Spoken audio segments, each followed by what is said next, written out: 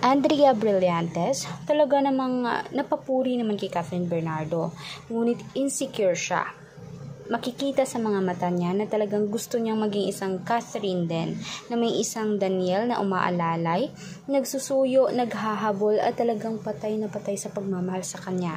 Kaya nga naman gusto talaga at bet ni Andrea na si Daniel ay magiging husband niya, magiging kasama niya dahil ang husband material umano ay nakikita niya ito kay Daniel lamang. At gusto niya din mismo ang tikas at tindig ng katawan ni Daniel at maging ang pag-uugali na meron si Daniel Padilla. Kaya nga pala hinahabol itong si DJ. Malakas sa mga babae, talaga namang pang-romantic din mismo at kahit naman si Kathryn ay hindi siya hihiwalayan. Ngunit sumuko man si Kathryn, nilet go man niya pero ang feelings niya ay nandoon pa rin para kay Daniel Padilla. Mahal na mahal niya si Daniel. Hindi naman niya iiwasan ng ganun-ganun na lang kung wala pang pagmamahal. Magkakambak sila at i-announce nila this 2024 ang masayang balita na ang Katniel mismo ay confirmed na balikan na.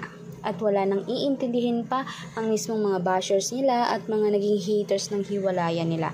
Dahil masaya si Kathryn sa ngayong Christmas at talagang pagsapit ng bagong taon. For more videos updates, mag-subscribe, i-like at i-share ang ating videos. Maraming salamat.